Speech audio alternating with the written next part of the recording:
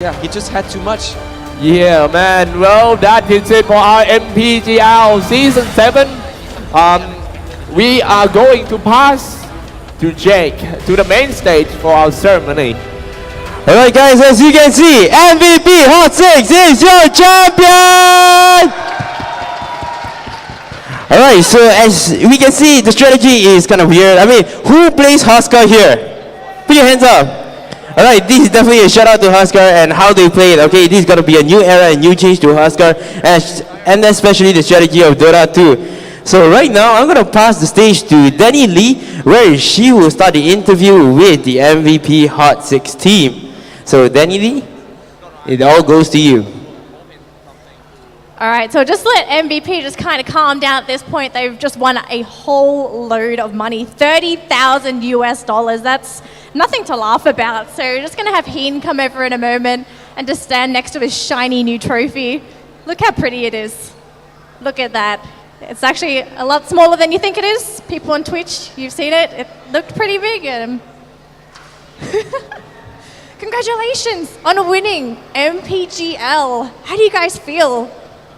After game one, we were really nervous because the game was one-sided, and EP changed up their game and did something unexpected. They changed their bans, so we were nervous. And game two, we just went YOLO, and we thought if they changed their game, we should have the courage to change ours and show them something they haven't seen of us. So we showed them a new side, and the game two was also close, but we believed in our draft and like Huskar. And, yeah, YOLO.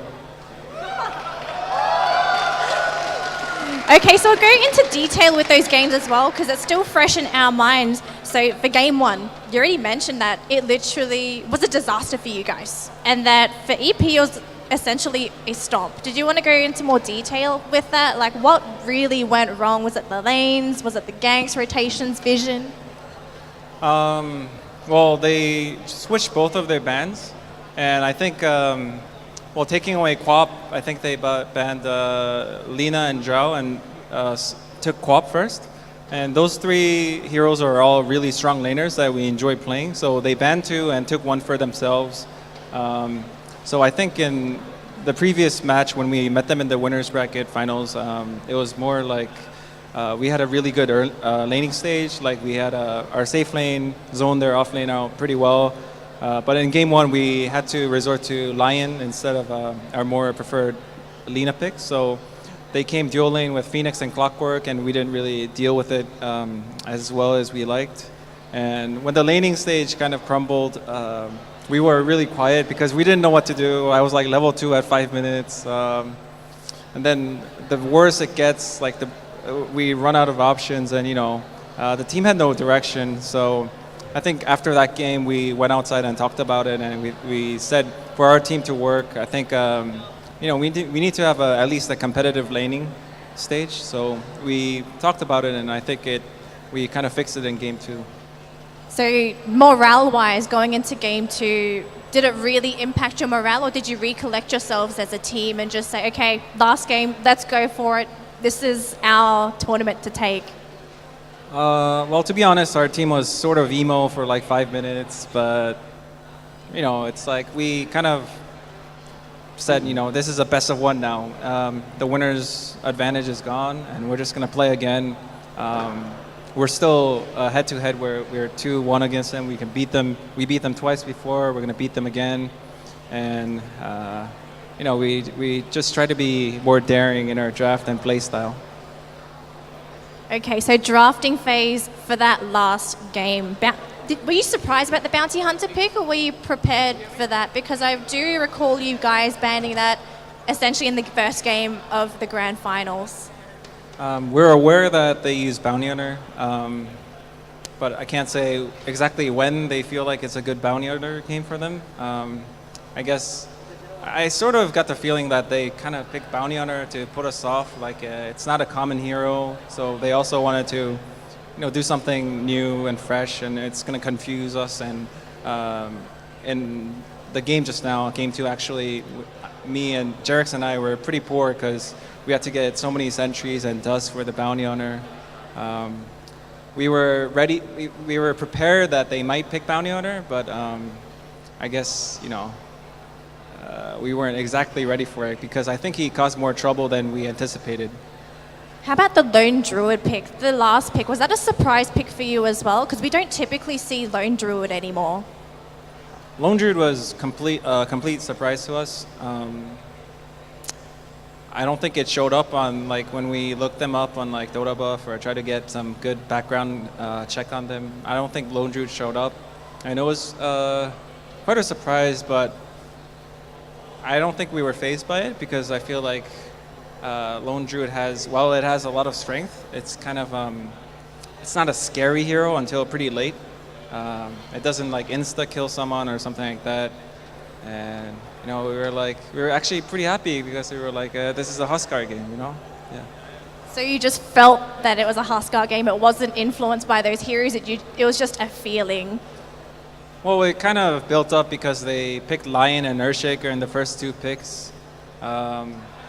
So those two heroes are all magical damage. So we didn't really tunnel vision on the Huskar, but we opened up the possibility that it might be a good game for Huskar.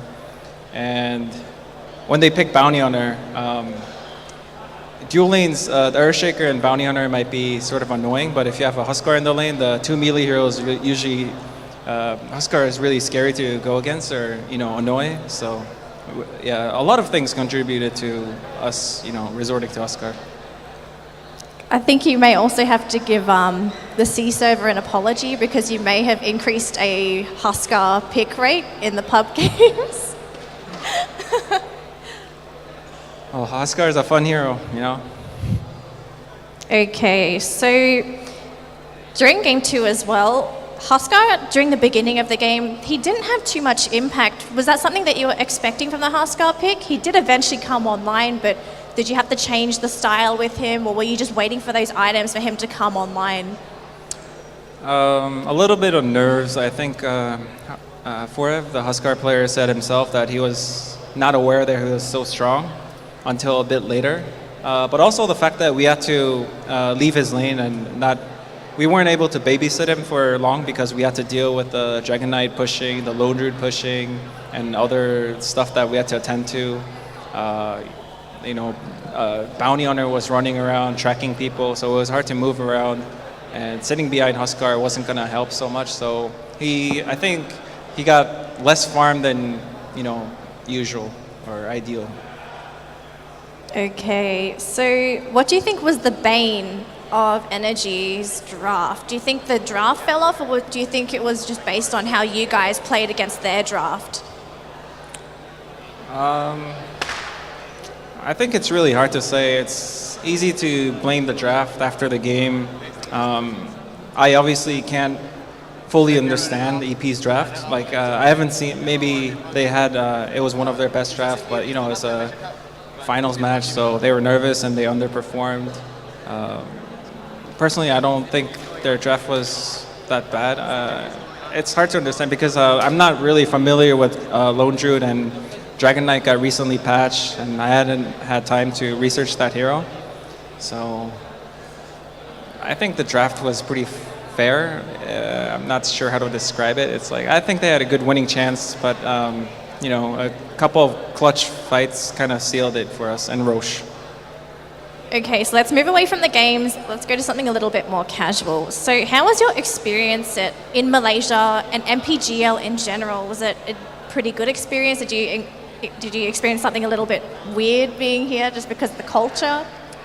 Actually, I lived in Malaysia before for 3 years, so I came back to Malaysia and I was really happy because I knew what an awesome country it is. I like the food. First of all, the food in Malaysia is really good. Fried rice every day. The weather is not so bad. I think because in Korea it's still kind of chilly, especially at night.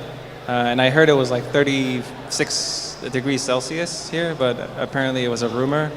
The weather is good, everything's good. I guess the hotel is kind of bad. It was a fun tournament.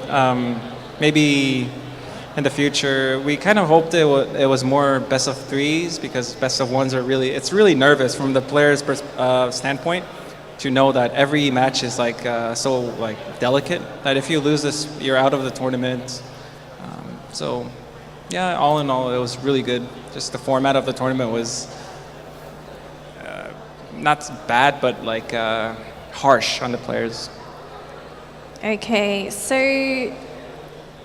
there's a question that normally goes around when players play on LAN. When you're playing at the booths, could you hear anything from the casters, the audience, or was it generally muted out because you got the headsets and the white noise in the background? Honestly, I couldn't hear anything. Maybe if I'm not playing the game, because during the game we're pretty focused. Usually what ends up happening is like if one side smokes and we run into each other, people start like screaming, but that's already after the fight begins. So honestly, I don't think any of the casters or the crowd, reactions affected the game. Yeah, it was good. A little too noisy at times, so we couldn't hear each other. We had to repeat ourselves a few times. Okay, so that's our final interview with MVP.Hot6, our winners of the MPGL. Congratulations to our South Koreans.